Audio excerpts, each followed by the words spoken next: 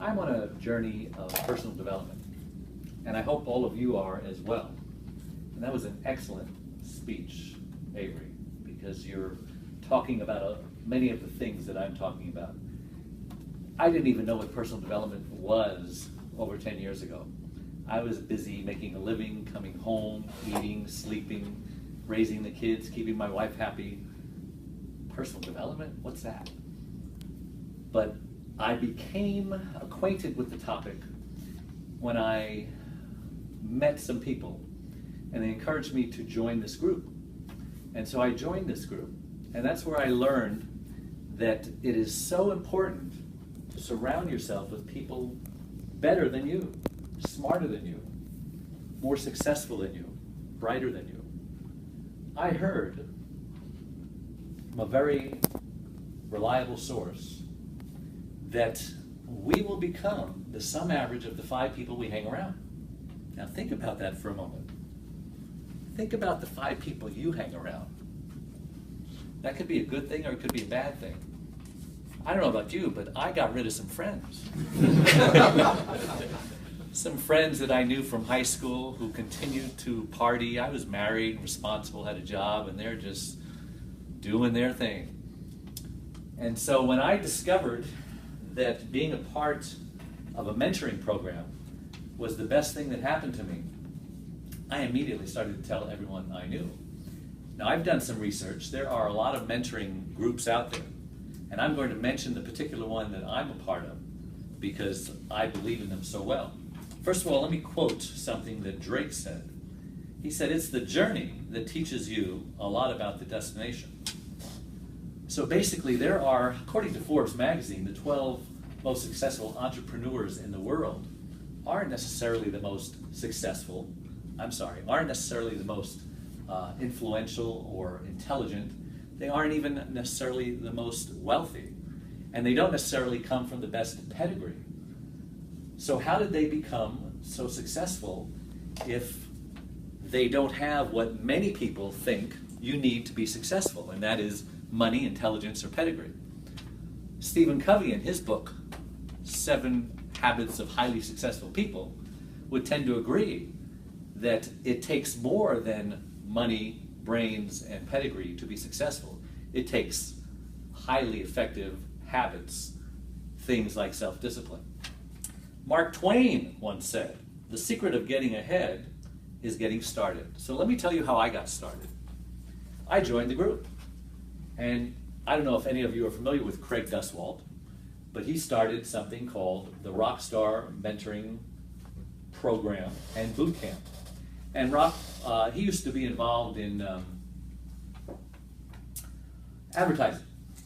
And he got rid of his business and did this instead. So I immediately was thrust into a room full of highly successful people, smarter than I am, and they started giving me advice. They would talk to me and ascertain my strengths and my weaknesses, and the first thing they told me to do was write a book. So I wrote a book. I didn't think I could, but I saw that there were about 80 people in the room who already wrote a book. And I saw them and I looked through them and I says, my gosh, if they could do it, maybe I could do it. The next thing, not only did I write 1 book, I wrote 3 books.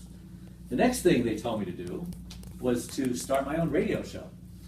And I mean, they could have told me to become an astronaut. That's how impossible it seemed for me to start my own radio show, as I'm sure many of you are thinking, radio show, I can't do that. Well, I didn't think I could do that either. But all of a sudden, I have my own radio show. And I've just did my 21st interview to my caregiver audience, and I bring caregivers on and experts in caregiving, and all of a sudden I'm ministering to the caregiving community. So I think that's pretty cool. The next thing they had mentioned that I should do is go out on the speaking circuit. Well, that was a little scary. Not that I have a fear of failure, but because everything they told me to do was working, I kind of had a fear of success.